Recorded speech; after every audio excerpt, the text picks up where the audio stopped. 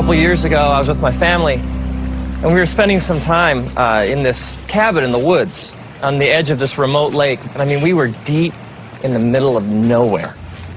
And one morning, my son Trace and I, we woke up and set out to take a walk around the lake.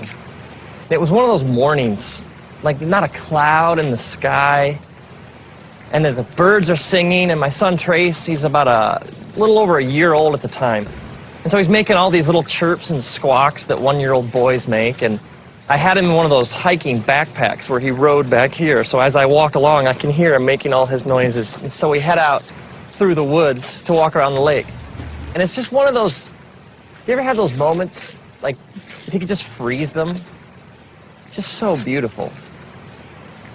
And we get to the other side of the lake, and we're exactly at the halfway point. We're the farthest possible point from the cabin, and we're rounding the bend to head back, and I look up and I notice clouds. And then it starts to rain. It always rains, doesn't it? It's interesting, because the scriptures say all sorts of things about rain and storms. When Jesus is teaching about what it means to live like the fullness of life in His kingdom, when Jesus speaks of it, He speaks of two different people. He speaks of a person who builds their house on sand, someone who chooses to reject His teachings, and someone who builds their house on rock, who chooses to build their life on Jesus' teachings. And then the metaphor He uses is that of a storm that comes, and the person who rejects His teachings and His truth, essentially the house built on sand just gets destroyed, but the house that's built on rock stands.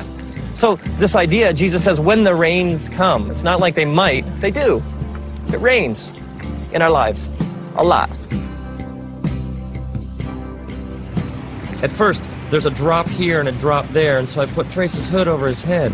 But what I didn't know was that he pulled it off. And so gradually the drops, they get bigger and bigger, and they fall faster and faster. And in no time, it is pouring. I mean, the kind of rain that just soaks, it plasters your hair against your head, and the kind that just drenches your clothing.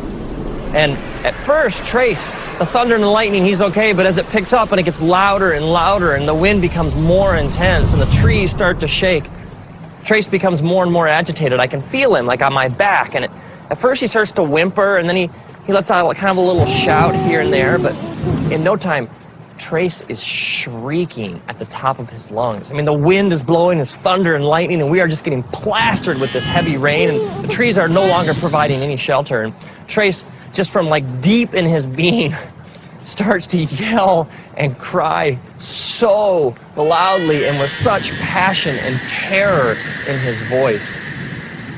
It's interesting, because if you take like the word cry and you search the scriptures, you find this word comes up over and over again. Like even the book of Psalms, just the book of Psalms, if you're like start reading through, it speaks over and over and over again of crying out to God. And God says these amazing things, like He says, when you cry out to me, I listen. He even says, I cannot ignore the cry of somebody who's afflicted. It's like if I'm hurting, lost, soaking wet, scared, confused, God says, you cry out and I hear. God even says that when you cry, He's close to the brokenhearted. He's close to those who cry out and admit they're scared, lost, soaking wet, and confused. See, there's this false, twisted idea out there among religious people that somehow you got to have it all together to have a relationship with God. That like somehow God's only looking for people who have no problems and have it all nailed down and can put on like the happy face all the time. And yet the scriptures speak directly against this kind of thinking. I mean, Jesus is even just straight ahead, and He says, come to me, all you who are weary and heavy laden. I mean, the essence of salvation is crying out to God and admitting, I don't have it all together. It's admitting, I am lost, I am hurting, and this sinful nature that I carry around with me has really screwed things up for me. And God, if you don't show me the way home, if you don't fix things, if you don't step in, I am dying here. And this kind of thinking is all throughout the scriptures. It's over and over again. God says to us, when you come to me with all your junk. Come to me with your problems.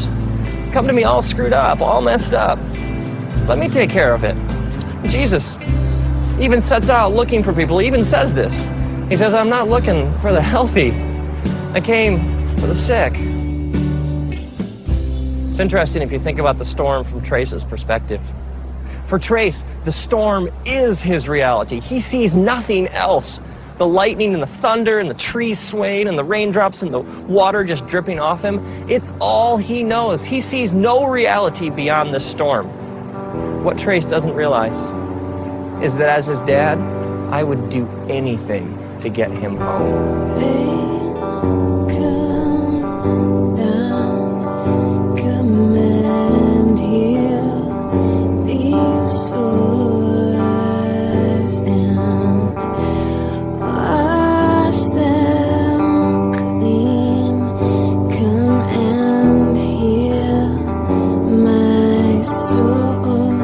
So at this point, Trace is shrieking at the top of his lungs in stereo right behind my head. And I stop, and I kneel down, and I take him out of the pack. And I pull him close to my chest, and I wrap my arms around him. And I hold him so tightly up against my heart. And for the last mile of our walk, the entire time, I bend over and I whisper into his ear over and over again, I love you, buddy. We're gonna make it. Dad knows the way home. We're gonna make it. I love you, buddy. And over and over and over again, through the storm, I carry him home, clutched tightly against my chest, whispering, I love you, buddy. We're gonna make it. Now imagine if, like, years later, Trace is in therapy or something, and he drags up this repressed memory of the walk. And he comes to me and he's like, Dad, why'd you let me go through that for? I got all this junk inside me. I thought you loved me. How could you have exposed me to something that horrible, that storm? I mean, why didn't you protect me? I would be crushed. Because for me, that walk was one of my deepest, most intimate memories of my life with my son. I wouldn't trade that experience for anything. Maybe you're bitter, or you got all this anger inside because of some things you've been through, some storms in your life. And you're wondering, if he really loved me, if God really was there, he wouldn't have let me go through that. And maybe God is saying, no, man, don't you understand? I got to hold you tight. And I got to remind you over and over again, I love you, buddy. As it says in the scriptures, the book of Deuteronomy, chapter 1, God's reminding his people of how good he's been to them.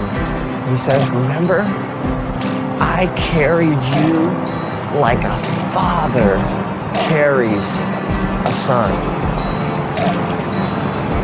And now, may you, when you're soaking wet, lost, hurting, and confused, may you cry out, and may the creator of the universe take you out of your pack. May he hold you tight up against his chest. May he wrap his eternal loving arms around you, and may you hear him whisper, I love you, buddy.